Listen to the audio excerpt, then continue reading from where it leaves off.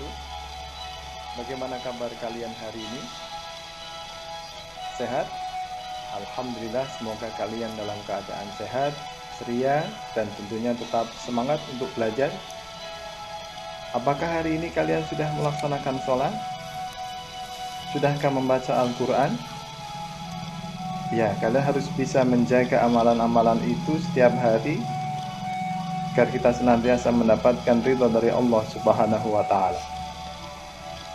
Pada kesempatan kali ini kita akan belajar tentang materi pendidikan agama Islam dan budi pekerti untuk siswa sekolah dasar kelas 2 semester 1, yaitu bab ketiga tentang Al-Khaliq.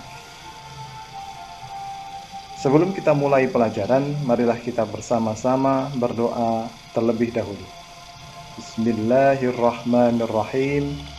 Raditu billahi rabba wa bil islami dina wa bi muhammadin nabiyya wa rasula rabbi zidni ilma warzuqni fahma. Amin.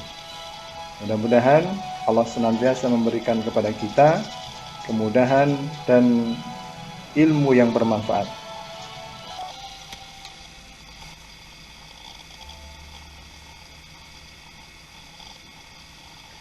Asmaul Husna artinya nama-nama Allah yang indah, baik, agung, dan mulia sesuai dengan sifat-sifatnya.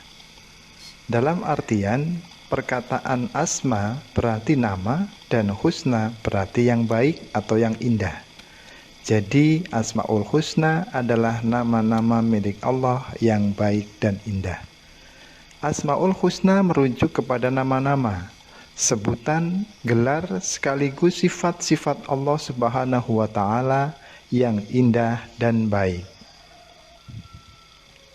Nama-nama Allah yang mulia dan agung tersebut merupakan kebesaran dan kekuasaan Allah sebagai pencipta serta pemelihara alam semesta beserta segala isinya.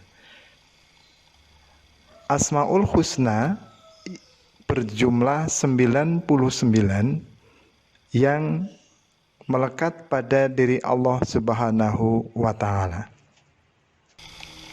Asmaul Husna Al-Khaliq secara bahasa berasal dari kata khalaqo yang berarti mengukur atau memperhalus. Kemudian makna ini berkembang dengan arti menciptakan. Allah Al-Khaliq artinya Allah pencipta semua makhluk dan segala sesuatu, malaikat, jin, manusia, binatang, tumbuh-tumbuhan, matahari, bulan, bintang, dan segala yang ada di alam ini diciptakan oleh Allah. Allah menciptakan setiap makhluk secara sempurna dan dalam bentuk yang sebaik-baiknya dengan ukuran yang paling tepat. Dengan demikian, Al-Khaliq itu mempunyai arti bahwa Allah itu adalah Maha Pencipta. Allah Subhanahu wa Ta'ala menciptakan langit dan bumi beserta isinya. Pernahkah kalian menghitung berapa banyak ciptaan Allah? Tentu kita tidak bisa menghitungnya karena begitu banyak ciptaan Allah di alam semesta ini. Kita bisa menyebutkan beberapa contoh ciptaan Allah, misalnya manusia, hewan, tumbuhan, matahari, gunung, laut, dan lain sebagainya. Dialah yang menciptakan segalanya. Dialah yang maha menciptakan segala sesuatu tanpa bantuan dan pertolongan siapapun. Allah Maha Pencipta, Dia menciptakan segala sesuatu yang kecil, yang besar, yang banyak maupun yang sedikit. Semua ciptaan Allah itu menunjukkan bahwa Allah itu ada. Dengan adanya ciptaan Allah itu, kita merasa yakin dan percaya bahwa keberadaan alam semesta ini menunjukkan bahwa Allah itu ada. Allah Subhanahu wa Ta'ala disebut sebagai Al-Khaliq karena Allah yang menciptakan alam semesta. Sedangkan ciptaan Allah disebut dengan makhluk. Sikap kita terhadap Asmaul Husna Al-Khaliq. Yang pertama, kita harus bersyukur kepada Allah Subhanahu wa Ta'ala. Allah telah menciptakan alam semesta beserta isinya untuk memenuhi kebutuhan manusia. Oleh karena itu, manusia harus berterima kasih kepada Allah. Lalu bagaimana cara kita berterima kasih kepada Allah? Salah satunya adalah melaksanakan perintah Allah, yaitu kita melaksanakan sholat 5 waktu dalam sehari semalam. Jadi, kita melaksanakan sholat itu merupakan salah satu wujud kita bersyukur kepada Allah Subhanahu wa Ta'ala. Yang kedua, kita harus menggunakan ciptaan Allah dengan sebaik-baiknya. Alam semesta beserta isinya bisa digunakan, dimanfaatkan untuk memenuhi kebutuhan manusia. Misalnya, tumbuhan. Dengan tumbuhan kita bisa memenuhi kebutuhan pangan kita. Hewan bisa kita manfaatkan dengan mengambil dagingnya untuk memenuhi kebutuhan pangan manusia. Air bisa dimanfaatkan untuk minum, mandi, mencuci, dan lain sebagainya. Semua ciptaan Allah di alam semesta ini apabila dimanfaatkan dengan sebaik-baiknya, maka akan memenuhi semua kebutuhan manusia yang dibutuhkan di alam semesta ini. Yang ketiga, kita harus berbuat baik terhadap sesama makhluk ciptaan Allah.